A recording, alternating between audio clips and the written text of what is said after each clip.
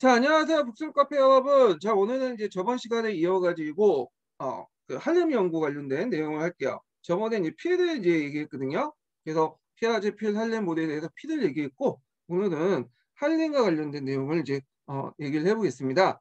자, 그러면 이제 남색책 그 부분을 이제 펴야 되는데, 제가 그 관련된 내용을, 미러링 해드릴게요. 제가 좀 미러링을 이걸 해야 되는데, 순서를 그냥 무시하고 하다 보니까 그러네. 예. 음,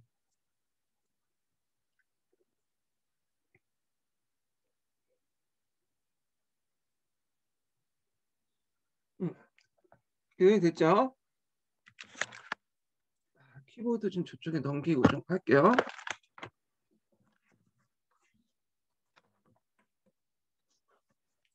자, 그러면 이제 보면 요번에 살펴볼 것은 한림과 관련된 내용인데요. 자, 한림은 11세에서 16세까지 아동 100명을 대상으로 메디투더, 노르만 잉글랜드 정복, 아일랜드에 대한 내전에 대한 자료를 제시한 다음에 한 자료당 그 신문항씩 모두 30문항의 질문을 하고 그 답변을 분석을 했어요. 그 결과 이제 삐아제가 아동의 사고를 구분하는 데 사용하는 반응의 형태가 역세 문제에 대한 중등학교 학생 반응에서 그대로 나타난 걸 확인했고, 그리고 연령이 높아짐에 따라 아동의 조작적 사고가 점차 감소하며 연구에 대한 국제적 사고는 대체 11세에서 13.2세에 가능하다고 사실도 밝혀냈다. 그러나 형식적인 사고는 16세에서 16.6세 이렇게 나타났다고 보아 중학 역사 문제에 대한 아동은 일반적으로 기대보다 낮은 수준을 추리한다고 보내면 주장하였다. 이렇게 있죠. 그래서 이제 여기에서 얻을 수 있는 결론은 두 가지죠. 하나는 첫 번째로는 그 당시 이제 그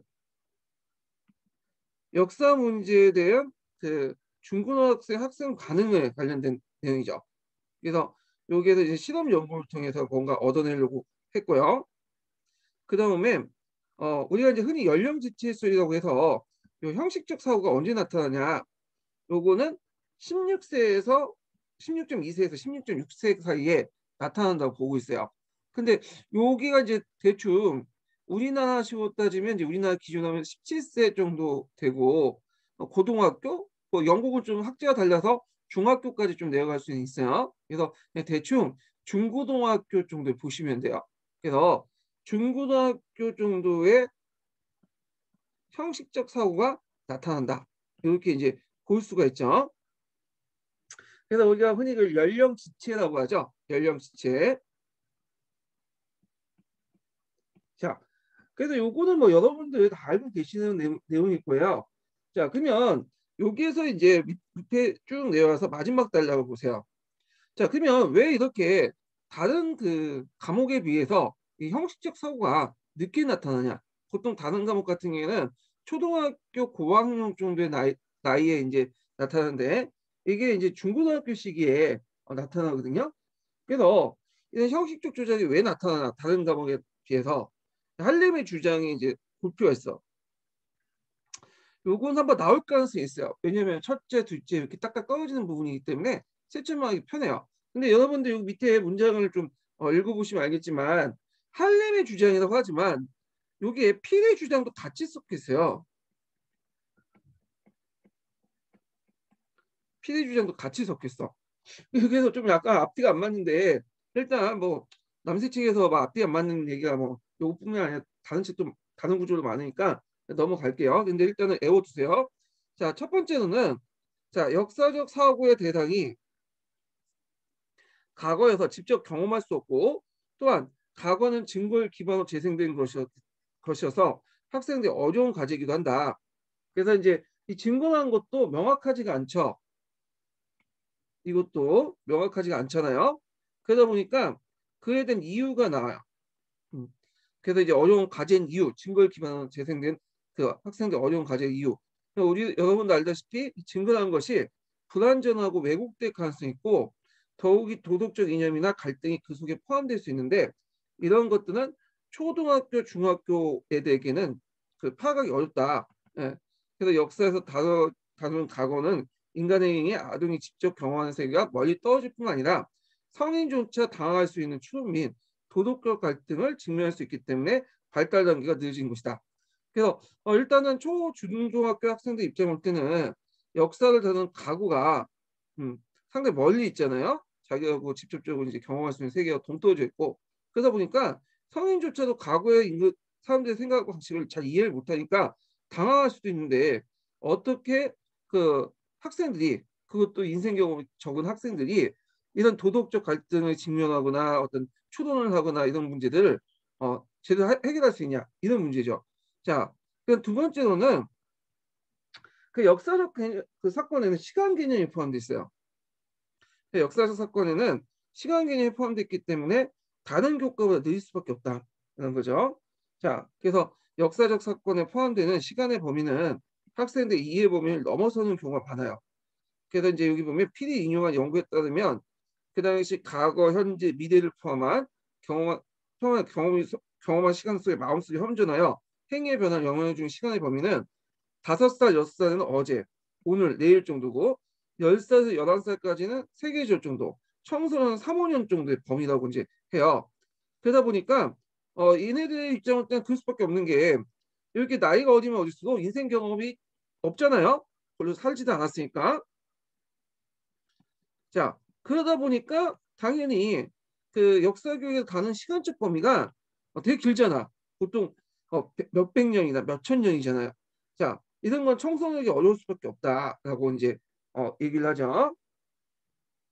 그래서 이제 필은 시간의 이런 간격을 메우기 위해서 학생들 이해를 도울 수 있는 모든 수단을 활용할 것을 강조하며, 그것이 구체적일 수 있으면 좋다고 지적하였다. 예. 근데 뭐가 어떤 식으로 구체적으로 했는지에 대해서는 뭔가 여기는 적혀 있지 않죠. 예. 뭐 굳이 여기는 우리가 논문까지 찾아가면서 알 필요 없고, 예. 그냥 여기 이제 남색책에 있는 내용만 외우시면 돼요. 자, 세 번째로는 역사적 개념은 언어로 표현돼 있죠.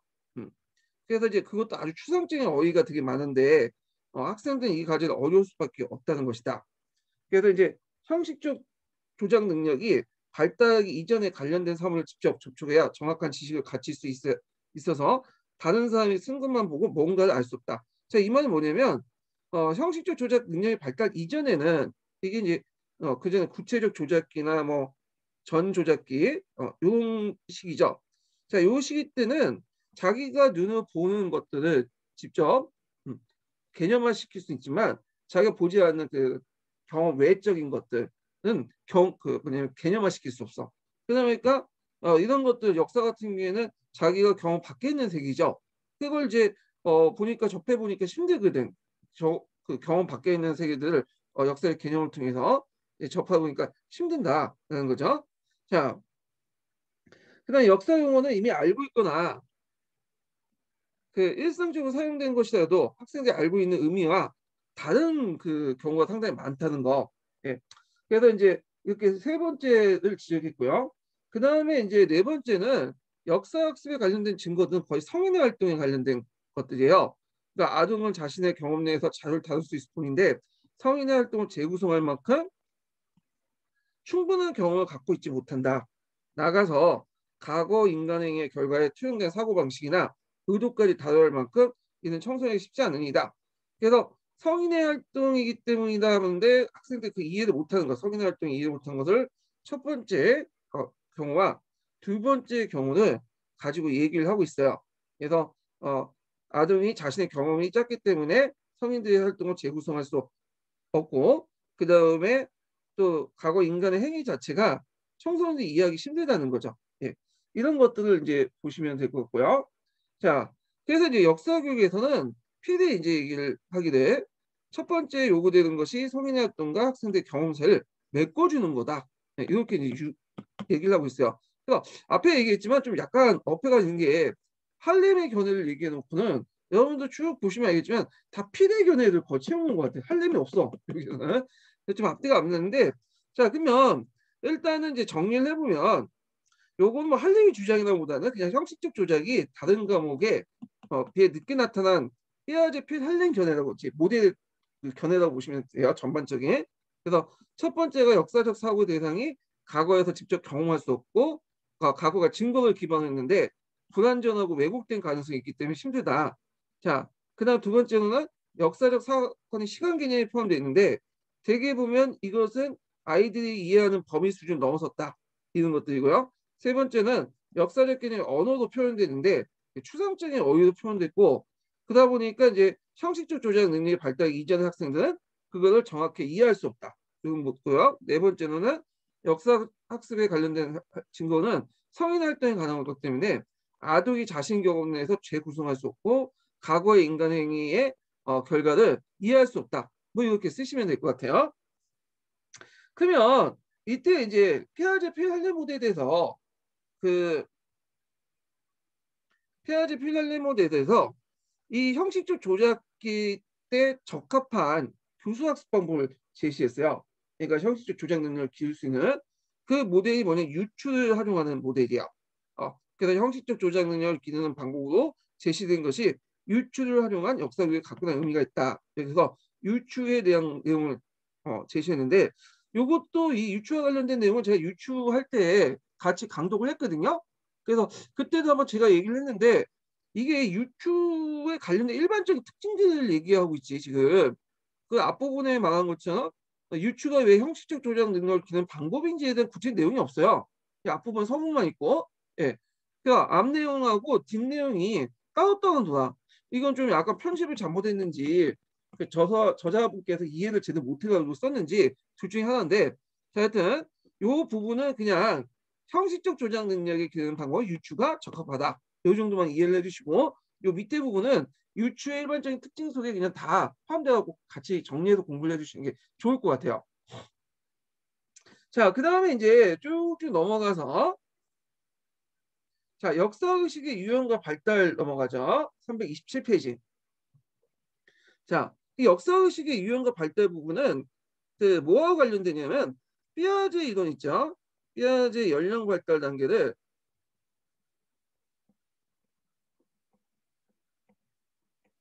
적용하는 거야. 예, 피아제 연령 발달 단계를 적용하는 이론도인데 크게 이제 뭐 세 가지로 돼 있어요. 첫 번째는 사이토의 의견이죠.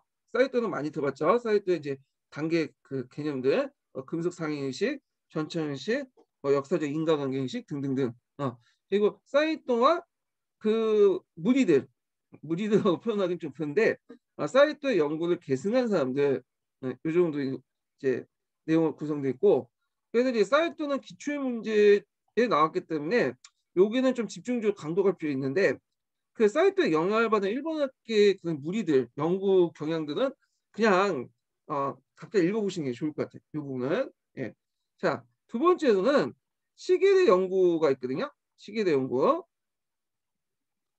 그래서 시계대 연구했는데 요거는 이제 나오진 않았어요. 기출에는 나오진 않았는데 약간 나올 가능성이 느낌이 들어. 왜냐면 이것도 딱딱 떨어지거든요.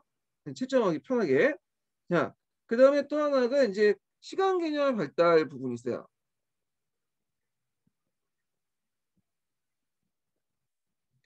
그래도 이것도 뭐 특별하게 나오지는 않았어요. 기출문제.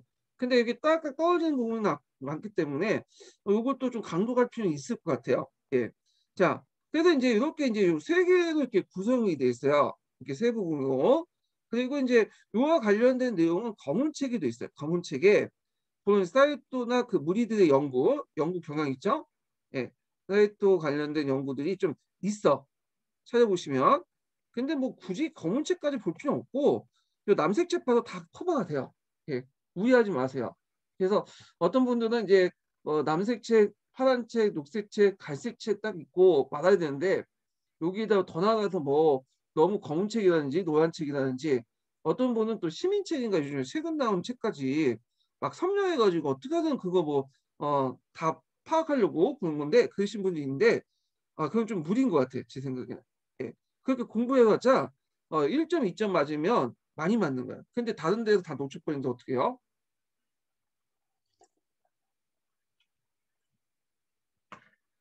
하여튼 그러면 사이트의 연구 성과 내용을 이제 볼게요. 사이토 연구 성과는 이 뼈지의 연령 발달 단계에 영향을 받는 거죠. 사이토는 이미 그 1950년대 초반부터 뼈지 이론 발달을 연구를 수행하면서 역사 의식의 용어를 사용했다. 예. 요때 역사 의식이라는 것은 무슨 의식이냐 하면 사회적 역사 의식이 아니라 심리적 역사 의식이야. 심리적 역사 의식. 예, 심리적 역사 의식인데 요 반대말은 사회적 역사 의식이죠. 그래서 제가 요 관련된 내용에 좀 약간 이제 그 보충 자료를 좀 올려놨어요. 제가 보충 자료 올려놓은 거 보면 기본 강의 여기 보이시죠? 구강과 식강 보충 자료. 예. 자, 요거 좀 볼게요. 자, 제가 이제 그 사회적 역사 의식과 심리 역사 의식 관련된 내용을 하는데 심리 역사 의식은 아동의 성장과 발달에 따라서 역사 의식을 개연화시킨 거야. 이 삐아제 이론을 적용한 거죠. 그래서 이제 좀 뒤에 살펴보면 뭐 그 사이토 연구 의식, 뭐 강구 의식, 고군상 의식, 변천 발달, 인과관계, 시대 구조, 발전 의식 이런 것들인데 이 단계스라는 것이 예전에 2000년도 기출 문제 나왔어요. 그래서 이제 요걸 좀 보시면 되고 뭐 단점은 좀 뒤에 있으니까 좀 얘기를 할게요. 그 다음에 사회적 역사 의식이라는 게 있어. 사회적 역사 의식은 역사교의 목적이 역사 의식을 기르는 것이 있고 요거는 이제 심리 역사 의식과 달리 삐아제 이론의 반대쪽의 입장에서 쓴 거예요. 그래서 그 역사에 대한 흥미나 관심, 역사적 접근 태도 방법, 역사 의식을 토대로 교체와 판단, 역사적 비판 의식. 그러니까 쉽게 말해서 그 역사적 사실이나 경험이 많으면 많을수록 관심이 많으면 많을수록 역사 의식이 올라간다는 입장이야. 사회적 역사 의식. 예. 그래서 루겐의 역사 의식 있죠. 예, 누진의 역사 의식, 누진의 역사 의식이 사회적 역사 의식에 속해요. 자, 요거 사이토 이론은 심리적 역사 의식에 속하고요. 자, 그러면 이제 다시 내용을 이제 또 들어가 볼게요. 자, 그는 그의 연구는 역사를 인식하는 측면에서 심리적 유형으로 이제 분류를 했고, 자, 그래서 계열화시켰죠. 여기에서 그의 역사의식 순서를 좀 기억을 정확히 해주세요. 이게 이제 예전에 시험 문제 나왔거든요. 자, 여기 보면 금속 상위의식, 그 다음 변천의식, 역사적 인가의식, 인과관계의식, 시대구조의식, 역사 발전의식 이렇게 구분했어요. 그래서 어떤 책에서는 이 금속 상위라고 되어 있는데 여기서는 상이라고 해요. 예. 그래서 옛 것과 지금을 명확하게 구별한다. 뭐 의식이죠. 이런 순서대로 발전이 됐다. 근데 이제 이게 좀 빠진 게 있어. 이게 요 앞부분에 강고의식이라는 게 있어. 강고의식. 그래서 강고의식은 옛 것과 지금은 명확하게 구분하지 못하는 의식이야. 예. 그래갖고 이제 강고의식과 금속 상해 의식까지는 주로 전조작기 정도 식이고요.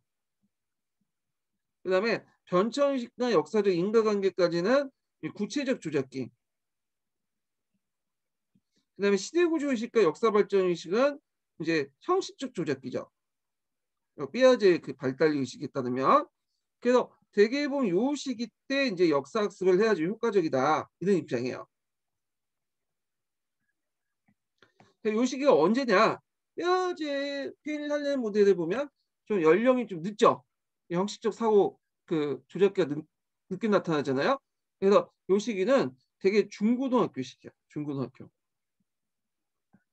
물론 이제 영국하고 학제가 좀 다르기 때문에 일본이나 우리나라가 좀 약간 이제 학년별로 차이는 있을 수 있지만 좀 약간 초등학교를 벗어난 시기 이렇게 이제 인식을 하시면 돼요. 자, 그래서 요 발달 개념들 좀 기억을 해두시고요. 자, 그러면 이제 쭉 읽어보면 그는 역사의식이 시간 개념의 이해에서 인과관계나 변화 또는 발전을 이해하는 방향으로 발달하는 것을 봤다.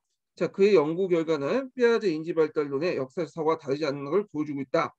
그래갖고 그 밑에 이제 연구 결과를 쭉 제시하고 있었는데, 자, 요거 이제 좀 보면 이제 초등학교 1, 2학년에는 과거 할아버지가 태어날 때 생각하는 정도며 5학년에 대해서야 추상적인 과거가 생각할 수 있다. 요거는 초등학교 1, 2학년 정도는 이제 옛 것을 막연하게 알고 있는 거야. 명확하진 않지만 강고 의식이다 했죠. 그다음에 5학년 돼서야 추상적인 과거를 생각할 수 있다는 게 이제 오늘날 과거를 그 뭐냐면 명확히 구분할 수 있다. 금속 상위 의식이죠. 자, 그다음에 이제 두 번째는 여기 이제 내용을 보면 과거와 지금의 차이를 인식하거나 그다음에 변천 발달을 알 수 있는 능력. 초등학교 3학년, 4학년까지죠.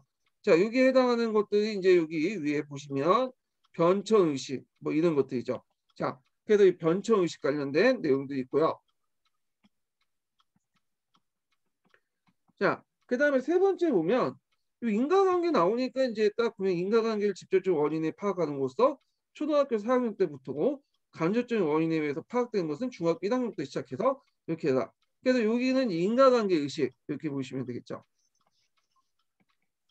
자, 인과관계 의식이 나타난다는 건 여러분들 이제 교육학 시간에 배웠죠. 구체적 조작기 때부터 나타난다고 했죠. 자, 그다음에 이제 뒤에 넘어가서 이제 시대 구조와 역사 발전 의식이 있어요.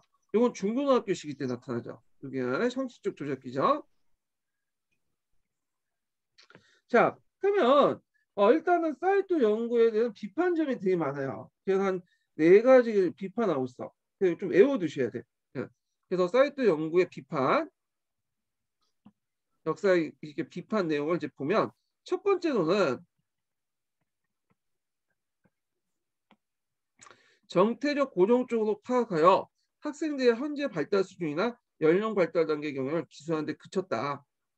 자, 여기에서 정태적 고정적이 핵심적이죠. 이 말은 뭐냐면 단계 넘어갈 때 한 단계 한 단계마다 어떤 묘사만 한 거야. 어떤 특징들. 그래서 전조역기 특징이 이렇다. 구체조역기 특징은 이렇다. 이런 것들인데 잠깐만요. 이거 마이크를 좀 꺼주셔야 될 것 같은데. 예, 제가 꺼놨는데 이게 들리네요. 예. 일단 제 강의 도중이기 때문에 제가 일단 계속 진행할게요. 그래서 정태적 고정적인 것은 각 단계마다의 묘사만 그치지 각 단계에서 다음 단계 넘어가는 그런 어떤 그 원동력, 원인 이런 것들에 대한 것들을 뭐냐면 제시하지 못했죠. 그게 밑에 나와요. 특히부터. 자, 두 번째, 자 정태적 고정적 파악했기 때문에 이 연구는 발달 수준을 높일 수 있는 심리나 조건, 발달 과정에 대한 언급을 하지 않는다는 점에서 지적된다. 그래서 여기 있고 세 번째로는 자 사이토 역사의식은 이제 개념을 이제 정립을 했잖아요. 근데 역사의식과 역사적 사고를 구분하지 않았어. 예. 그래서 정형화되고 법률적 사이기 때문에 이렇게 명확하지가 않다는 거야. 역사의식이나 역사적 사고가 구분하지 않되 정형화와 병렬적으로 사용하고 있으며 양자의 관계는 어느 한쪽이 다른 한쪽의 이행이나 발달 조건을 고찰하지 못한 점을 지적한다. 그러니까 이제 예전에도 한번 설명을 한 것 같은데 역사의식과 역사적 사고가 명확하진 않지만 대충 이제 그 예전에 했던 걸 보면 일단 역사의식 수준이 높아가면 높아갈수록 역사적 사고력도 그에 맞게 발달된다고 했죠. 그래서 처음엔 연대기적 사고력, 그 다음에 상상력, 그 다음에 탐구력, 마지막으로 이제 역사의식이 제일 높을 때 해당하는 것이 뭐예요? 역사적 판단력이죠. 이런 상호적인 관계를 갖는다고 했잖아요. 자, 근데 이 사이트는 역사의식과 역사적 사고를 구분하지 않고 그냥 역사의식과 역사적 사고를 그냥 같이 혼잡하면서 그냥 사용한 거야. 이렇게 이제 그 역사의식이 올라가면서 역사사고를 같이 올라간다는 그런 개념이 없어요. 자, 그래서 둘 간의 어떤 상호적 관계 이런 것들을 먼저 밝히지 못했다. 예. 그래서 역사의식이 많이 올라가면 역사 판단력이 올라갈 최고적으로 같이 올라간다. 이런 식의 의식이 없다는 거예요, 지금. 자, 그 다음 네 번째로는 이로 인해서 실제로 이제 사이토는 연구만 했지 교육 활동에 유용한 방법을 제시하지 못했다는 거야. 교육 활동에 유용한 방법을 제시하지 못한 채 역사적 인과관계나 시대 구조, 발전 등 법칙적 인과관계에 관련된 논리적 추상적 발달을 문제를 접근하는 데 그치었다. 예. 그래서 정확하게 뭐냐면 교수학습 방법을 제시하지 못했다. 자기 이론을 뒷받침할 수 있는 교수학습 그 이론을 방법을 제시하지 못했다는 거야. 근데 이건 사이토 이론 외에도 우리가 이제 피아제 필할렘 모델도 교수 학습 방법을 명확하게 제시하지 못했어요. 유추 정도만 제시하고 정확하진 않아. 뭐 여러 가지 제시하지 못했다는 점 때문에 비판을 많이 받아요. 자, 근데 이 사이토가 이제 연구를 하고 나서 사이토의 연구 경향이 여기에서만 끝나는 게 아니라 연구가 끝나는 게 아니라 그 일본에 영향을 미쳤어요. 그래서 일본의 이제 학급별이나 연령별 역사의식 특징과 역사적 사고 요소에 대한 연구도 다양한 연구를 진행하게 되는데 연구 성과들이 쭉 있어요. 근데 이런 것들은 한번 읽어보시면 될 것 같아요. 제 생각에는 이런 것까지 나오진 않을 것 같아요.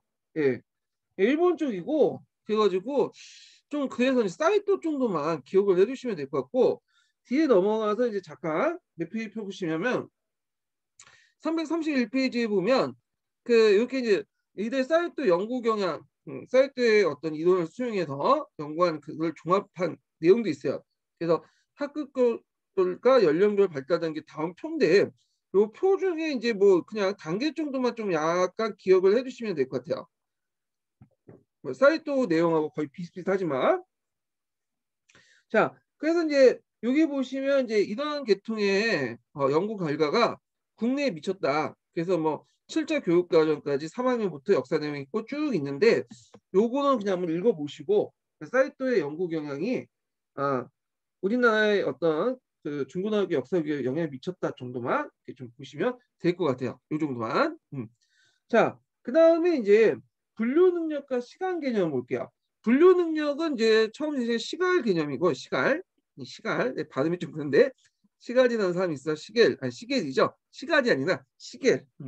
시겔의 그 견해고 시간 개념은 따로 뒷부분에 있어요. 따로. 예. 그러면 이것도 이제 피아제 이론의 영향을 받은 거야. 자, 그럼 좀 읽어볼게요. 자, 피아제는 조작적 분류의 특징을 사물을 유를 분류하고 외연을 결정하는 능력은 8세부터 가능하다고 했다. 요때 이제 조작적이라는 말은 그 앞부분에 남색적이 있지만 개념화 시킬 수 있는 능력이야. 개념화 시킬 수 있는 능력. 예, 개념화. 그래서 자기가 직접 보고 개념화 시킬 수 있는 건 구체적 조작을 얘기하고요. 근데 자기가 보지 않은데도 불구하고 어떤 추상적인 그 것이나 이런 것들을 이제 보이지 않는 것까지 책을 통해서 간접 경험을 통해서 개념화시킨 것은 이게 우리는 형식적 조작기라고 하죠. 이렇게. 그러니까 이제 형식적 조작기는 되게 추상적인 능력이 발달된 단계야. 그 단계는. 자, 하여튼 이 피아제 이론의 조작적 분류를 이제 바탕으로 해서 그 연구한 사람이 시겔이라는 사람이 있어요. 시겔. 그래서 시계는 형식에 따라서 기술적 방법, 관계적 방법, 관계적 맥락적 방법, 유목적 추론적 방법을 나눴죠. 자, 여기 딱딱 떨어지죠. 예. 기술적 방법, 관계적 방법, 유목적 방법. 자, 세 가지 방법이 있죠. 세 가지. 자, 그러면 기술적 방법은 뭐냐? 이제 설명이 있는데 기술적 방법이란 사문의 외형에 따라 분류하는 거예요. 그래서 이제 있고 관계적 방법은 그 밑에 설명인데 일단은 정의만 좀 내려볼게요. 관계적 방법은 자 사물의 기능을 기능적 상호 관련성에 따라 분류하는 것이고 자 그다음 마지막으로 유목적인 추론적 반려 방법은 자, 추론된 사물 속 속성을 기준해서 분류하는 거야.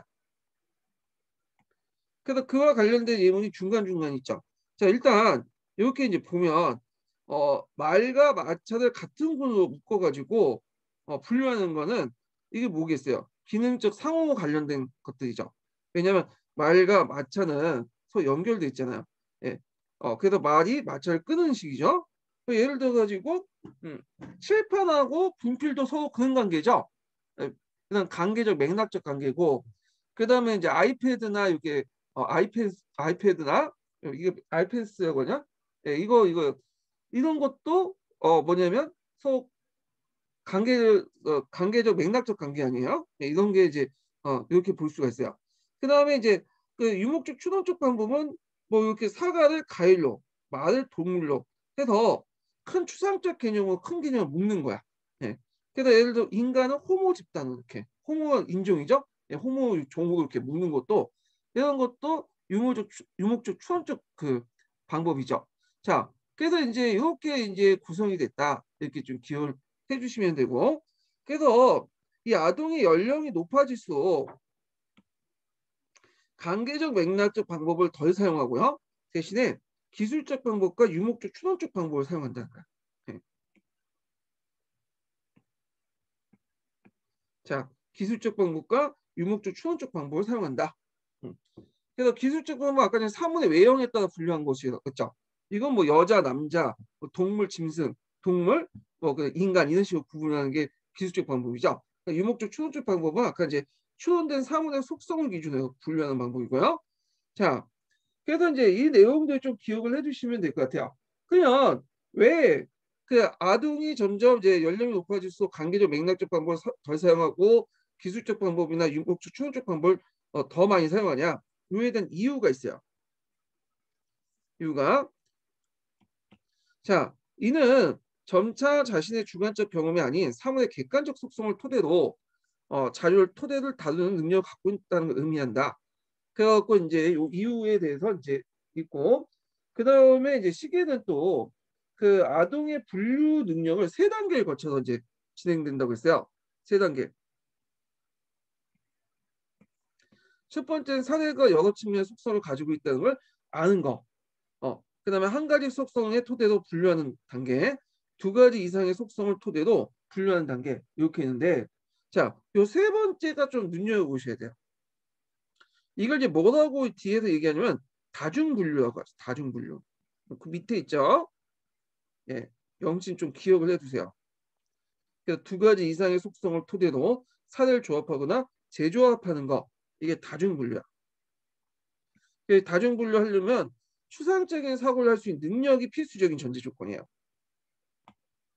그러니까 적어도 추상적인 사고를 하려면 형식적 사고가 가능해야지 추상적 사고가 가능하다고 했죠? 형식적 사고가. 그러면 예를 한 번씩 들어볼게요. 자, 일단은 사례가 여러 측면의 속성을 가지고 있는 아는 단계. 이게 첫 번째 단계죠. 이렇게 나니까 예를 들어 이제 뭐 치도혁명. 자, 치도혁명을 자유주의 혁명이라고 분류해 볼 수도 있고, 그다음 민족주의 혁명이라고 분류할 수 있죠.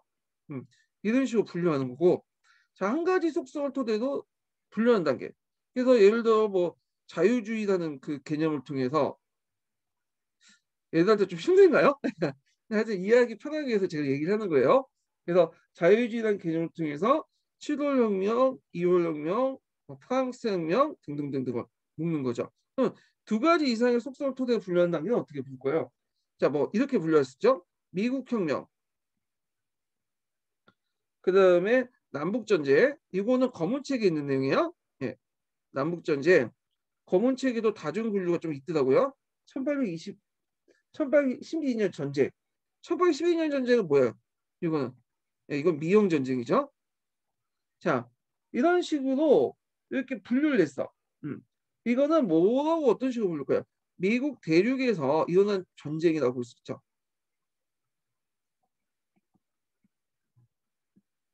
자, 그래서 다중분류는 지금 두 가지 이상의 속성을 토대로 그러니까 미국 혁명, 남북 전쟁, 1812년 따로따로 노는 혁명 속성을 가지고 있는 거잖아요.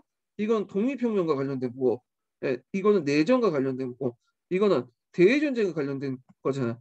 그런데 이런 두 가지 이상의 속성들을 가지고 있는 어떤 여러 그 개념들을 뭘로 묶은 거야? 미국 대륙에서 일어난 전쟁으로 분류를 시켜놨자.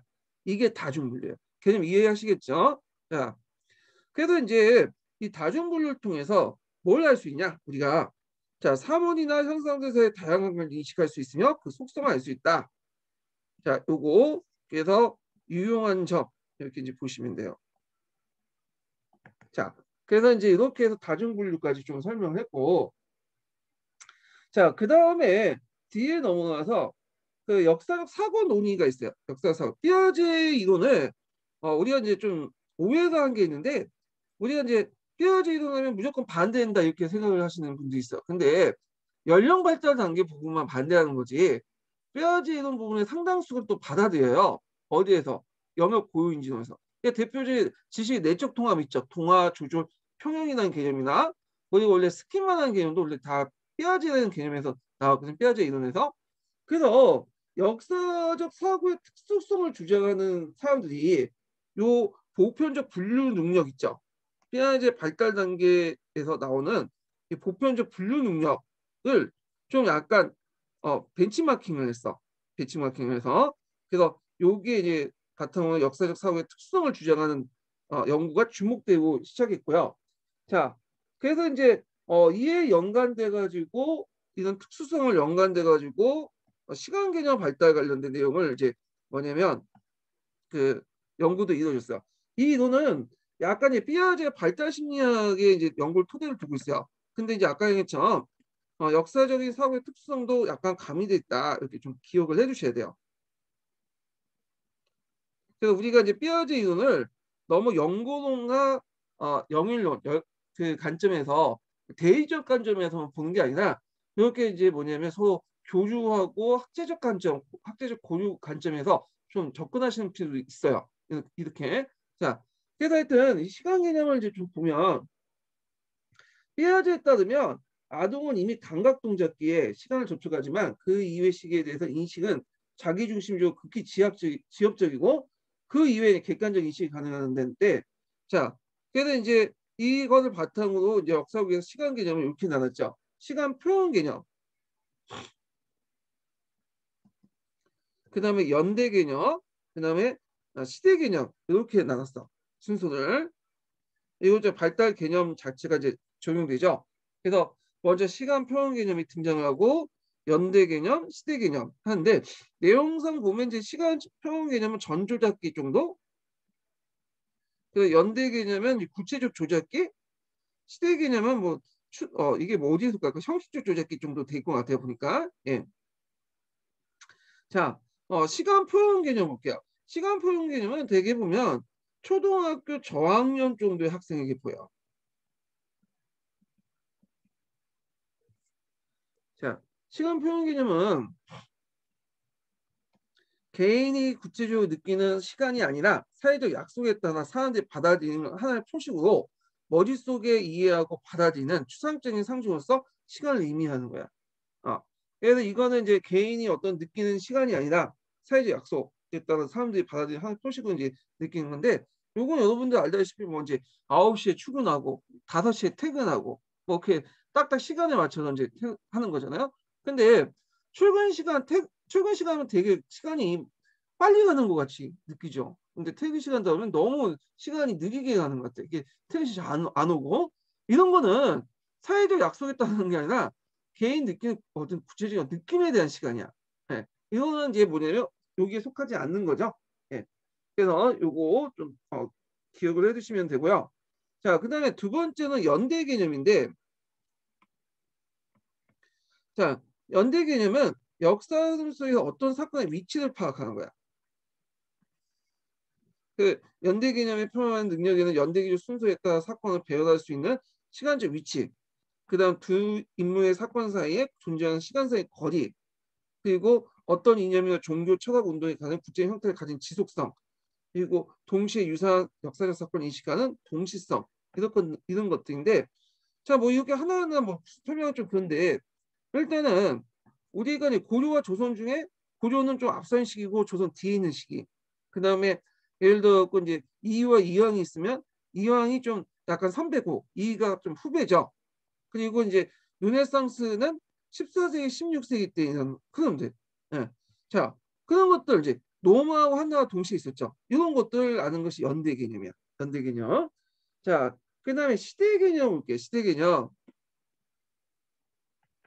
자, 시대 개념은 여기 이제 물리적 시간 분할이 아니라 어떤 식의 공통적 속성을 갖는 구분한 걸 말하는데 되게 이제 아동들이 성장하면서 시간 표현을 용어 속에서 먼저 이해하고 이를 토대 연대 개념을 갖고 대체 이제 시간 표현을 통한데 자 여기에서 이제 구체 조작기 뭐 형식 조작기 이렇게 가진다고 하는데 일단 시대 개념부터 이제 좀 설명할게요. 시대 개념은 일단 절대적 물리적 시간의 분할이 아니에요.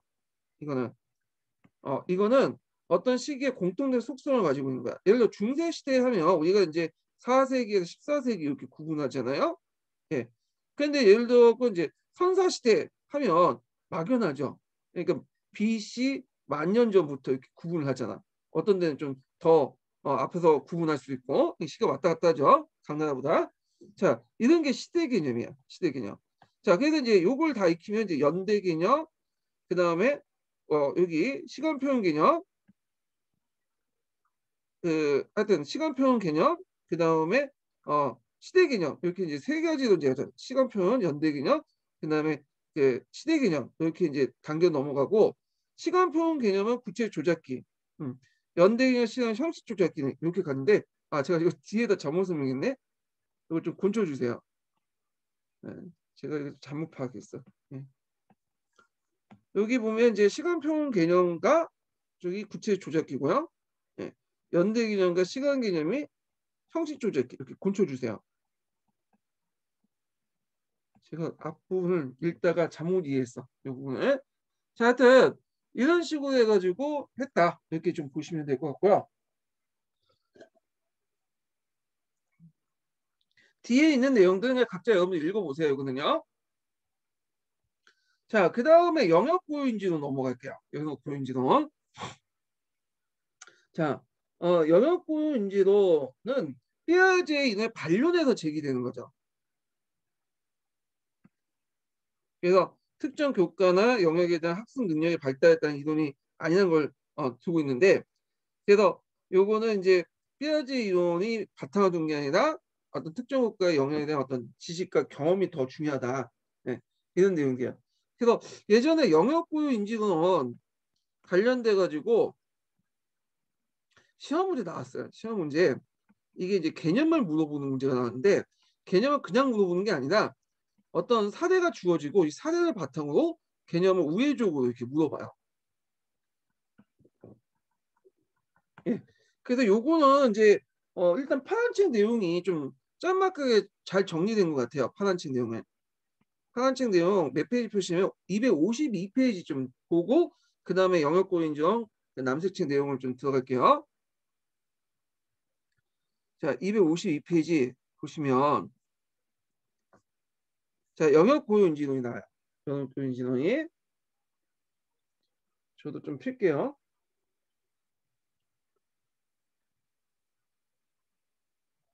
자, 영역 고유 인지론 나오는데, 여기 보면 영역 고유 인지론의 어떤 개념적 특징과 그 다음에 이들의 주장 내용들 어떤 것들 나오는데, 자, 일단 읽어볼게요. 읽기 전에 제가 첫 번째 인증번호를 좀 알려드릴게요. 자, 첫 번째 인증번호는 50번이에요. 50번. 50번. 적으셨죠? 네, 50번. 자, 그럼 이제 읽어보죠. 자, 영역고유 인지론은, 자, 인지론은 여기는 왜 이렇게 크게 나와? 네. 인지론에서는 각 교과의 영역은 속성한 내용을 구성되어 있기 때문에 고유한 인식 원리와 사고 논리, 교수 방법을 가지고 있다고 주장했다. 네. 그래서 여기까지가 이제 영역 고유 인지론의 어떤 내용이죠. 개념이죠. 네, 개념. 각 교과는 영역은 특수한 내용으로 구성되어 있다. 네. 자, 그래서 영역 고유 인지론은 역사과 외에도 뭐 일사과나 그 이제 사회과 전반, 다른 과 전반에도 다 적용될 수 있는 거예요. 이거는. 자, 그러면 이 사람들이 이제 공통적으로 주장하는 내용들이 뭐냐? 이것도 이제 세 가지 정도 나오고 있는데 이것도 외워 두셔야 돼요. 그래서 각 교과의 영역의 인식 원리는 다음과 같이 주장한다. 첫째는 사고는 일지속적인 단계에 따라 순서대로 일어나는 일련의 인지 기능이나 전략 구성되지 않는다고 보고 있다. 그래서 실제 인지 과정은 여러 요소들이 상호 연관을 맺으면서 상당히 복합적인 사고작용을 하고 있다고 보고 있다. 자, 여기에서 이제 핵심처럼 복합적이죠. 네. 일지성적인 단계가 아니다. 이거는 우리가 이제 전조작기, 구체조작기, 형식조작기 이런 식으로 발전되지 않는다는 거야. 예. 이런 것들이 한 단계 한 단계마다 이렇게 나타난 게 아니라 각 연령대와 똑같이 전 조작기적 특징, 구체 조작기 특징, 형식 조작기 특징이 다 나타나고, 물론 이 단계를 인정하는 게 아니에요. 근데 그런 특징들이 이미 연령에 상관없이 다 나타난다는 거야. 복합적으로 사용해서. 자, 그 다음에 두 번째로는 사고 기능이나 전략은 학습 내용이 독립적인 게 아니라 그에 의존한다는 주장을 했어요. 예. 그래서 역사관 나오는 대로 어떤 사고 기능이 있는 거고, 일사관 나오는 대로 사고 기능이 있는 거죠. 예. 자, 그래서 실제 교과의 영역에 관련된 사고는 해당 지식 영역을 알지 못하면 불가능한다는 게 이들의 관점이고요. 세 번째로는 동일한 발달 단계 학생은 내 학습과제에 관계없이 비슷한 인지 활동을 수행한다는 주장을 비판했다. 특정 인지 전략을 사용하는 것은 단순히 발달 단계가 아니라 내용 지식의 양과 구조, 이게 제일 중요하죠. 그리고 상호 기능의 사고 기능의 관계 결과가 같다. 그 나이만 받는다고 그 교과에 대한 어떤 그 사고 기능이 발달된 게 아니라 뭐가 중요하다. 그 교과의 내용과 관심 등등이 오히려 더 중요한 요소를 차지하고 있다는 거죠. 예. 자, 그래서 이들의 이제 공통된 주장을 봤고요. 그래서 그 밑에 보면 이제 그 영역 중립 인지론과 또 영역 고인주의 어떤 차이 여기 나왔어요. 여기까지 연고론과 영일론의 차이라고 했는데 줄여서 말하면 좀 그러긴 하는데 일단 이게 편하니까 이렇게 얘기할게요. 자, 연고론과 영일론 전반적인 차이점을 보면요. 자, 삐아제 관점에서 보면 일정한 발달 단계에 있는 아동은 분야나 주제가 무엇이든 즉 지식의 내용에 상관없이 동일한 종류의 사고도 적용한 것으로 파악되며 결국 이와 같은 삐아제의 보편 지식 재구성의 관점, 그러니까 영역 중립 이론이죠. 과목과 상관없이 모두 똑같이 연령 발달 단계가 적용될 수 있다는 성격을 가지게 된다. 그러나 영역 고유의 지식 재구성의 입장에서는 연구론의 입장에서는 아동들이 이해하고 하는 주제나 개념이 분야가 중요하다. 개념의 분야가 중요하다. 즉 학습에 관여하는 주제나 개념 영역이 직접적으로 인지 영향을 미친다는 것이다. 예, 이 차이점에 대해서 이제 얘기를 하고 있어요. 자, 그 다음에 이제 뒤에 이제 스키마는 좀 이따 얘기할게요. 그 다시 남색책으로 넘어갈게요. 이게 자, 그러면 남색책 관련된 내용을 좀 읽어보죠. 일단 지금 이제 파란 책에서 영역 고인지 특징을 좀 얘기를 했어요. 자, 그럼 남색책에서 삐아제 필할렘 모델 비판했어. 예. 자, 삐아제 필할렘 모델 비판인데 남색책 내용이 되게 어려워. 그 비판 있고 이 내용을 똑같은 내용으로 파란 책 내용이 있어요. 파란 책. 근데 제가 이제 생각하는 파란 책을 좀 기억을 해주시는 게 나을 것 같아요. 남색 책은 좀 약간 뭐랄까요? 읽다가 이해가 안 되고 왔다 갔다 하는 내용도 있거든요. 일단은 이제 남색 책의 이제 비판 내용을 읽어보고 그 다음에 파란 책의 비판 내용 244페이지 있는 내용을 좀 읽어볼게요. 자, 여기 보면 삐아제 이론을 적용한 역사 사고에 대한 연구는 연구 과제나 방법 중에서 많은 비판을 받다. 이게 이제 큰 카테고리, 큰 범위의 이제 비판이에요. 예. 그래서 여기는 연구 방법 측면에서 비판이야. 삐아제 같은 경우에는 그 삐아제 필렐레 모델은 실험 연구를 했다고 했죠. 단순히 말로 떠드는 게 아니라 실험 연구를 통해서 이걸 검증하려고 했잖아요. 근데 여기에서 연구 방법에서 문제가 있다는 거야. 예. 예컨대 이제 첫 번째 예를 든 게 할렘의 연구는 연구에서 사용된 자료가 시기상 동떨어진 별개 사건들 어, 다룬 것으로 그 내용이 학생들이 배웠거나 배우고 있는 역사와 관련이 없고 너무 짧아서 그 시대를 알고 있지 못한 학생들의 질문의 의미는 답변할 수 없는 내용에 비판한다. 근데 여기 핵심적은 그 시대를 알고 있지 못한 학생들은 질문에 의미 있는 답변을 못한다. 자, 이건 뭐냐면 알고 있는 얘들은 의미 있는 답변을 할 수 있다는 거죠. 이게 왜 문제일까요? 왜냐하면 삐아제이드는 내용이 중요한 게 아니라 그 연령대라면 모두에게 답변을 해야지. 아니면 답변을 못하든지 둘 중에 하나잖아요. 야, 근데 이거는 삐아제 연령 발달 단계가 중요한 게 아니라 그 지식의 내용을 알고 있는 게 중요한 거야. 네, 그런 것들이죠. 자, 두 번째는 자, 지금 계속 이제 뭘 얘기하고 있냐면 연구 방법에 문제가 있다고 이제 지금 계속 비판하고 있는데요. 자, 두 번째는 연구 결과가 밝히고 있는 것이 아동이 성취할 수 있는 역사적 능력인지 역사학습의 결과를 성취하고 있는지 결과를 성취한 것인지 어, 정확하지 않는다는 문제도 좀 있다. 자, 이거는 앞에 있는 비판은 비슷비슷해요. 자, 연구 결과를 밝힐 수 있는 것이 아동이 성취될 수 있는 역사적 능력이 이 말은 뭐냐면 아동의 연령 발달 단계에 따라서 나타난 역사적 능력인지 아동이 학교에서 그 내용을 배웠기 때문에 나타난 결과인지 그게 구분하지 않는다는 거야. 이 연구 결과가 발행되지 못한. 그러니까 이제 주변 외부의 이제 여러 가지 그 변수를 통제를 못했다는 거예요. 통제가 안 됐다. 지금 통제 자체가 안 됐다는 거예요. 지금 세 번째로는 자 연구의 양과 연구 대상의 수가 너무 적어서 일반화하기 어렵다. 그러니까 어느 정도 그게 일반화되려면 포분을 어느 정도 확보를 해야 되잖아요. 그것도 모집단이라고 하죠. 제가 이제 사탐을 지금 작년에 공부를 좀 해가면서 얘들을 좀 가르치는데 이게 좀 나름대로 도움이 되더라고요. 이거 이제 이해하는데. 그러니까 모집단이 적다는 거예요. 여러분 다 알고 계시겠죠? 뭐 교육학에 다 나와 있는 거예요. 자, 하여튼 이런 이제 연구 방법론 측면에서 이제 비판을 세 가지를 좀 예를 들고 있어요. 두 번째 이제 비판은 뭐냐면 단계 적용에 대한 비판이야. 뼈아제 이런 단계 적용 이제 요거는 자 뭐냐면 이제 쭉 내용을 보면 구체적 내용이 그 밑에 있죠. 단계 설정의 유용성을 가지려면 각 단계에 속한 대부분 학생들이 어느 정도 행동에 상당히 공통성이 있어야죠. 평균적으로 공통성이 있어야 되잖아요. 예, 우리가 전조적기 학생은 요런 특징을 갖고 있고 그다음 구체적 조작기 학생들은 그런 특징을 갖고 형식적 조작기 학생은 그런 특징을 갖고 있어야 된다. 그럼 적어도 100%는 아니어도 8, 90%는 그런 특징을 가지고 있어야 되잖아. 근데 문제는 실제로 그렇지 못하다는 거야. 같은 인지 양식을 가진 과제를 동일 아동에게 부과됐을 때 과제에 따라 성취 연령 차이가 나는데 자 이걸 뭐라고 얘기하냐면 앞에서 좀 얘기했어요. 수평적 지체라고 하죠. 뒤에 있네요. 네, 수평적 지체.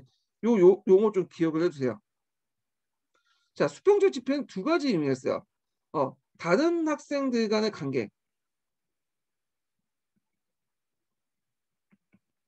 그다음에 같은 동일한 학생들 안에서의 내용이에요.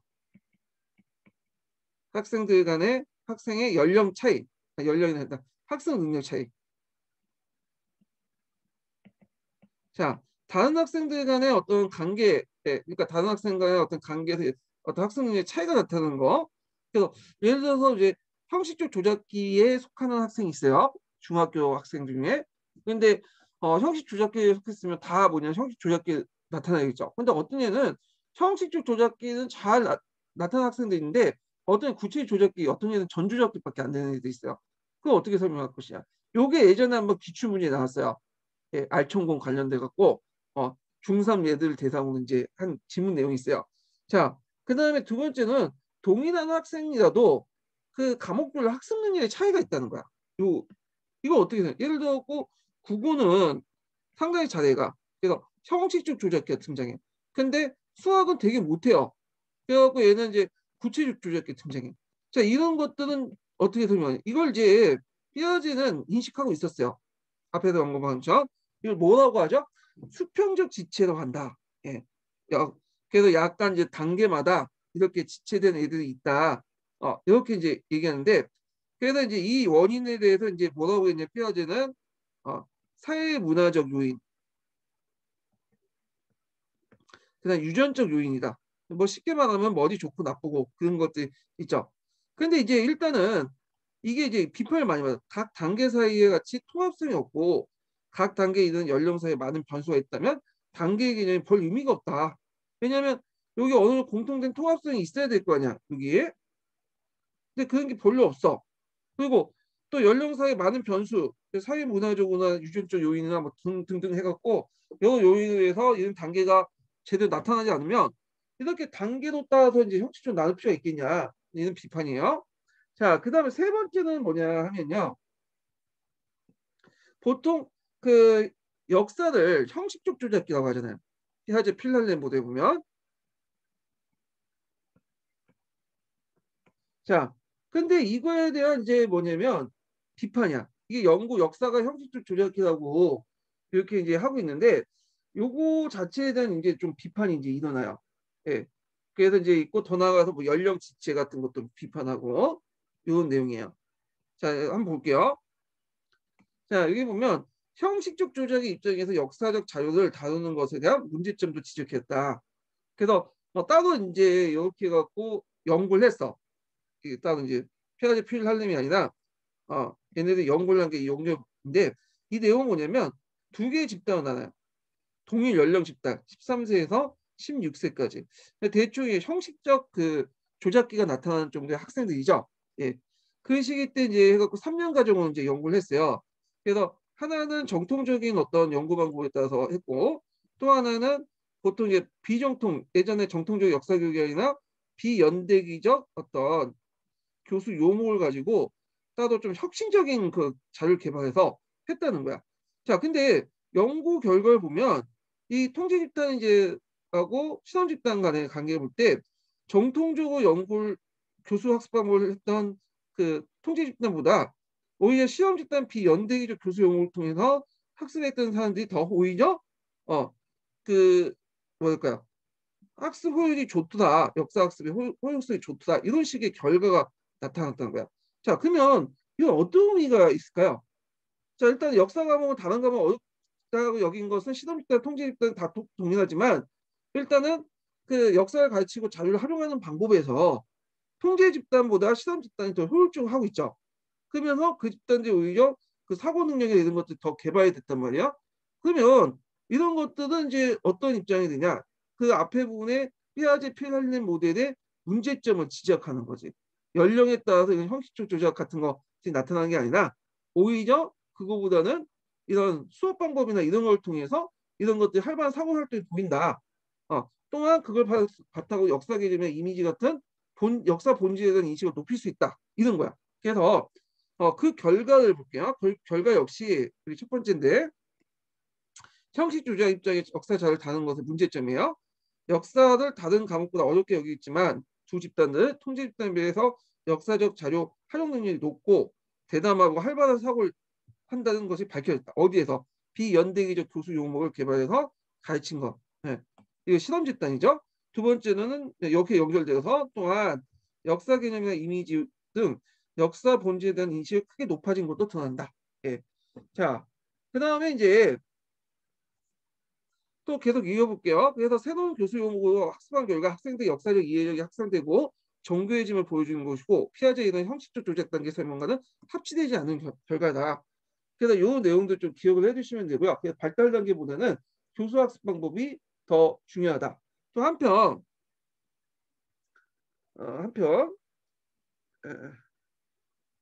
이 요구하고 연결돼요.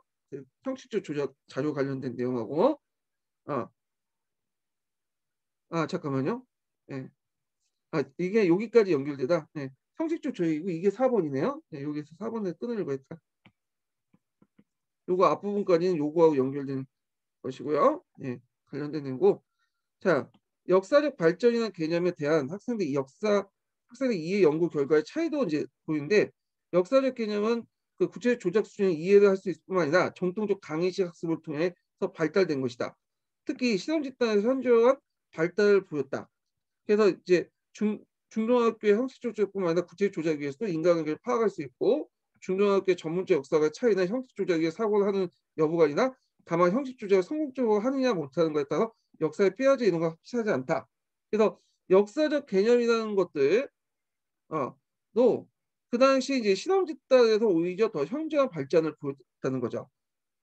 그래갖고 이제 여기에서 볼 때 이제 이거는 발달 단계보다는 이거는 이것도 막 학습의 능력, 학습 그 방법의 차이에서 나온다. 이런 것들이에요. 예. 그래서 요거고 요 4번과 관련된 것은 앞에 있는 실험 연구 결과를 바탕으로 해요. 앞에 있는 실험 연구 결과를 바탕으로 한 결과죠. 예. 그래서 이렇게 이제 비판이 있어요. 자, 그래서 이제 결국에는 그 피아제 이론의 적용에 대한 반론으로 역사적 사고의 형식적 조작과 구체적 조작 단계를 나누는 건 근거가 미약하며 형식적 조작도 종종 연구보다 이른 단계에 나타나는 걸 요약할 수 있다. 그래서 피아제 필랄레 모델의 주장한 것보다 이런 식의 역사학습이 가능하다. 중고등학교 역사학습이 그러니까 이런 우리가 알기로는 뭐 고등학교뿐만 아니라 뭐 초등학교 고학년에서 이렇게 중학교 초학년까지 그 가능하다. 이렇게 이제 얘기를 하고 있어. 요번 시험을 통해서. 자, 그래서 이제 이런 내용들이 쭉 있고, 그 다음에 또 다섯 번째 비판이 있어요. 다섯 번째. 자, 다섯 번째 비판은 역사적 사고의 성격과 관련된 거야. 네. 역사적 사고의 성격은 이제 삐아제 이론의 비판을 제기했다. 그래서 역사적 사고가 너무 논리적이고 합리적으로 구정하고 있다는 거야. 삐아제의 그런 사고에서는. 근데 그 사고를 너무 논리적이고 합리적으로 구정하여 역사나 문학 등과 같은 교과에서 나타난 인지 절차를 무시하고 있다는 거. 즉 논리, 가설, 영역 쪽에 너무 집착한 나머지 무의식적으로 상상적이고 창의적인 어떤 다른 인지 양식을 무시하고 있다. 그래서 삐아제 비판자들에 의하면 삐아제 이론을 다루는 형식적 논리는 수학적 지식은 이 아동의 지적 활동의 일부에 지나지 않는다. 아동이 이해를 하는 데는 태도, 감정, 감각 등 중요한 역할을 하며 영역적 사고 못지않게 직관이나 상상력도 의존하고 있다. 예. 그래서 따라서 역사적 사고에서는 일반적 사고의 도식에 맞춰서 역사적 사고를 분석하는 게 아니라 그것이 인간의 행위를 대상하는 데면 주목이 필요 있다. 그래서 자연과학의 역사의 대상은 근본적으로 다른데 삐아제의 실험은 자연 형상 내지 구치성을 발견하기 위한 것이라서 적절하지 않는다 비판이 오지다. 그래서 삐아제도 그걸 항상 염두에 두고 있죠. 삐아제는 원래 이거를 역사에 적용하는 걸 한 게 아니에요. 수학과 과학 같은 논리적인 영역적 학문에 적용하려고 했던 거죠. 그런데 후대에 삐아제 필할렘 모델은 삐아제 원래 의도에 거스르게 역사에게 적용되는 거예요. 역사에도 적용할 수 있다. 그래서 역사에서 이제 강조되는 어떤 직관이나 상상 이런 부분도 그냥 무시해 버리는 거죠. 네, 이런 것들을 내세우고 있죠. 자, 그래서 이제 한 5가지를 지금 비판하고 있어. 그럼 좀 정리해서 볼게요. 첫 번째 비판은 실험 연구를 발표한 삐아제의 연구 발표 과제가 어떤 방법론적인 비판. 그래서 이거 관련된 내용이고 두 번째로는 삐아제 단계 개념이 적용하는 게 문제가 있다. 상당한 공통성이 있어야 되는데 실질적인 공통성이 별로 없고 수평적 지체라고 하는 것들을 이제 설명하는데 이것도 이제 너무 그 공통성을 벗어날 정도로 많은 변수가 있다. 하면서 비판하는 거고. 자, 세 번째는 형식적 조작을 다루는 입장에서 역사를 다루는 문제점도 있는데 그래서 영국의 그 교육심이 역사 본고에 실험 연구했다고 했죠. 그래서 여기서 얻은 결과는 뭐, 어느 정도 가르치기만 하면 더 빠른 시기에 어떤 학생도 충분히 고수학습법만 달리하면 가르칠 수 있다. 뭐 이런 내용도 있고요. 자, 그 다음에 여기 네 번째는 그 앞에 있는 연구를 바탕으로 해서 역사적 개념도 실험 집단에서 현저한 발달을 보이고 있다. 그래서 교수학습법만 달리하면 더 빠른 시기에 애들에게 그 형식적인 어떤 조작뿐만 아니라 구체적 조작의 인과관계도 파악할 수 있고 여러 가지 할 수 있다. 뭐 이렇게 이제 얘기를 하고 있고요. 그 다음에 이제 다섯 번째로는 역사적 사고의 성격에서 뼈아지의 그 이론은 너무 수학이나 과학만 강조하기 때문에 과학적인 사고 그렇기 때문에 이제 역사의 특유한 사고였던 직관이나 상상 이런 것들을 무시할 수 있다. 뭐 이런 내용들이요. 그래서 한 5가지 측면에서 이렇게 비판을 하고 있거든요. 자, 그래서 이제 이런 내용도 있고요. 그 다음에 요 관련된 내용이 또 파란 책에 있어요. 파란 책. 그래서 파란 책 내용을 이제 좀 읽어볼게요. 예. 파란 책 내용 관련된 내용이 예전에 시험 문제 기출에 나왔거든요. 몇 페이지 펴보시냐면 244페이지 펴보세요. 자, 244페이지 보면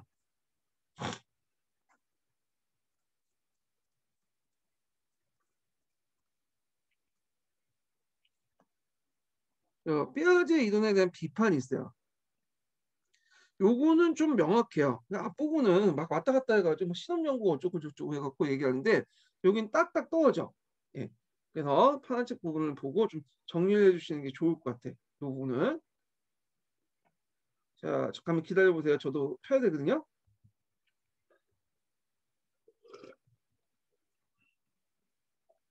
이게 어딨나? 아, 제가 적어 놓은 게 있어갖고 이쪽을 일단 펴야 돼요. 네, 여기 있네요. 자, 그러면 파란 책에 있는 삐아제 필할렘 모델 비판 내용을 좀 볼게요. 자, 그럼 첫 번째 문장은 그냥 집어넣고 넘어가고요. 이에 따르면부터 볼게요. 첫 번째 비판은 뭐냐면 이게 이제 여기는 이제 첫 번째 비판은 전반적으로 좀 소극적 비판이에요. 그래서 그 피아제 발달 단계 인정하지만 역사적 사고가 가설 영역적 사고가 아니다. 아, 그래서 이제 구체 조작기에 가깝다. 뭐 이렇게 그 내용인데 그 내용을 볼게요. 그래서 역사 교육에서는 가설 영역적 법칙을 이용하여 형식적 사고를 추정할 수 없으며 역사적 증거는 가학적 자료 동일하게 취급될 수 없다. 수학이나 가학 같은 교과는 닫힌 구조죠. 답이 하나죠. 그런데 이에 반해 역사는 열린 구조. 그러니까 발산적 사고를 해야 돼. 답이 여러 가지가 있을 수 있죠. 그래서 열린 구조를 가지고 있으면 그 학교 역사 교수의 기능이란 개인의 판단과 경험에 의해서 각을 해석하는 것이다. 자, 이러한 접근은 역사가가 객관적인 관찰자로서 사실을 종합하여 실제 일어났던 진실의 상을 만들어내는 과학적 역사의 관점과 다른 거다. 그래서 역사라는 것은 어떤 사실만 파악하는 것뿐만 아니라 해석을 해야 되잖아요. 예, 그래서 이 해석할 때 한 가지 뭐냐면 답을 추구하는 게 아니라 여러 가지 답을 추구하죠. 그래서 여기에서는 열린 구조를 가지고 있다라는 비유적으로 표현하고 있어요.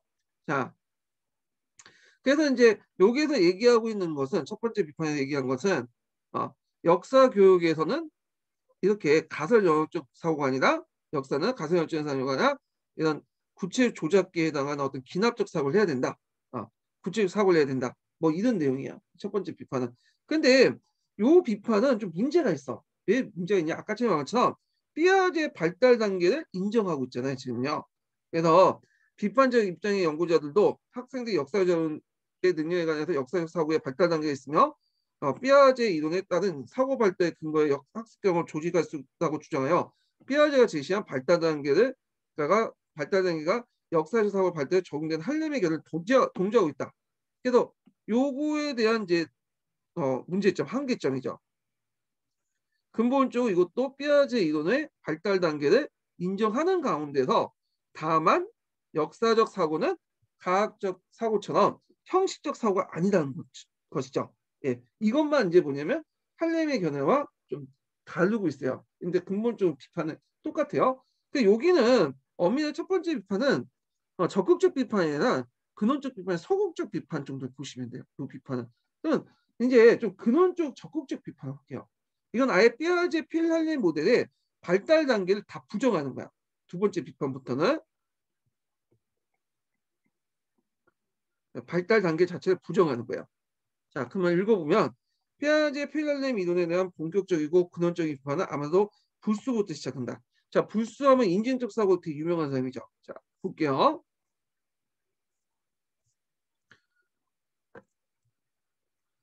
자, 그러면 이제 요 근원적 비판 첫 번째 비판 내볼게요. 자, 부스는 할렘의 연구를 예를 들어서 삐아제류의 연구를 근원적으로 비판했다. 그는 할렘이 역사적 사고에 대한 지나치게 평합한 시각을 가지고 있다고 지적하면서 역사적 사고의 논리는 삐아제 필할렘 모델이 전제하듯이 가설 영역적 사고도 아니고, 예. 그리고 역사는 과거에 대한 가장 믿을 만한 설명 언어로 재창조하는 것을 목표로 하기 때문에 오히려 그건 인증적이라고 주장했다. 요 단어 좀 기억을 해주세요. 인증적 사고죠. 역사는 인증적 사고다. 그럼 인증적 사고가 뭐냐? 요거는 뒤에 갈색책 설명할 때 좀 더 할게요. 여기에서 그냥 이런 게 있구나 하고 넘어가시면 돼요. 그래서 요 부분만 좀 기억하세요. 요 부분만. 자, 인증적 사고란 그 관련된 사고의 공통 부분을 연결하고 상상의 막을 형성하는 것이다. 그러므로 자연각과 다른 그 역사의 특수한 지적 성격과 관련된 아동대 사고를 분석하는 데 필요하다. 그래서 여기에서 여기까지. 자, 인증적 사고의 정의가 있죠. 부수가 생각하는 인증적 사고의 정의. 그래서 관련된 사건들의 공통된 부분을 연결하고 상상의 막을 형성하는 거. 요게 예전에 기출문제 나왔어요. 요거 나오고 나서 요 부분을 줄치고 나서 이게 뭐냐 물어본 적 있어. 인증적 사고야. 이게 04년 기출문제 나왔어. 04년 기출문제. 제가 또렷이 기억해. 이 부분을 제가 이제 풀었거든요. 그때 제가 합격했어요. 04년도에. 그래서 그 문제가 딱 기억이 나는데, 자, 그 다음에 이제 불수 또 비판을 좀 두 번째 이제 내용을 볼게요. 두 번째 근원적 비판인데, 이건 앞에 이제 남색체에 있는 내용과 좀 비슷해요. 연구 방법의 문제점을 지적을 해요. 그래서 할렘이 학생들이 학교 학습과 별 관련 없는 짧은 역사 서술 문장을 사용한 점과 질문의 타당성, 과연 질문이 과연 역사적 사고를 측정하는데 적합한 것인지는 방법적 오류를 지적했다. 자, 두 번째 내용이죠. 그러니까 이제 타당성이 부족하다는, 신뢰도 높일 줄 몰라도 타당성이 부족하다는 거예요. 예를 들어 이제 머리가 큰 사람이 IQ가 높다라는 식으로 해놓고는 이런 식으로 해갖고 이제 뭐냐면 머리를 이제 쟀단 말이에요. 이런 것들은 문제점이 있지, 타당성에 문제가 있는 거죠. 정확한 신뢰성을 정확히 측정을 했지만 그 머리가 큰 사람이 IQ 높은 건 말도 안 되는 거죠. 이거는 이제 여러 가지 이제 이론이 있죠. IQ 높은 이론이, 그거는 머리 크기에 상관없어요. IQ하고는. 자, 하여튼 이런 식으로 이제 방법론의 문제점을 제시했고, 세 번째로는 자, 역사적 사고의 기능을 촉진하는 걸 부정적 입장을 보였던 할렘의 주장에 대해서도 그 효율적인 교수 방법을 거친다면 역사학습에도 학생들에게 추상적인 사고 능력을 뚜렷하게 증진할 수 있다. 앞에서 이제 실험 연구 내용을 요약한 거 보시면 돼요. 그래서 전자적기 구체적 학생들도 뭘 통해서 교수 학습 방법만 있으면 어떤 개념을 가르쳐도 추상적 개념을 할 수 있다. 그래서 교수 학습 방법이 중요한 거지, 이게 중요한 거지, 연령 발달 단계가 중요한 게 아니다. 이렇게 이제 얘기를 했고요. 자, 그 다음에 이제 여기 보면 그 불수의 내용도 이제 요약하게 쭉 이제 요 첫 번째, 두 번째, 세 번째 이제 불수 관련된 내용이 이제 요약 내용이 있어요. 예. 그래서 불수의 주장을 요약하면 14세에서 16세 학생들이 인지적 사고를 할 수 있으며 역사를 학습함으로써 인지적, 정의적 사고를 증진시킬 수 있고, 학습에 대한 중요한 것은 성숙이 아니라 교수 학습 방법 내용이다. 자, 그래서 요 내용들 좀 기억을 해두시면 돼요. 그래서 1번, 2번, 3번은 불수에 대한 견해예요. 불수의 견해. 불수가 이제 그런 영일론을 비판하는 내용이죠. 거기 요약판이라고 보시면 돼요. 요약. 예. 자, 그래서 이제 이런 내용도 있고, 그 다음에 이제 인지심리학적인 내용에서 있는데, 이 부분은 좀 설명이 좀 길어질 것 같으니까 좀 쉬었다 할게요. 이 부분은.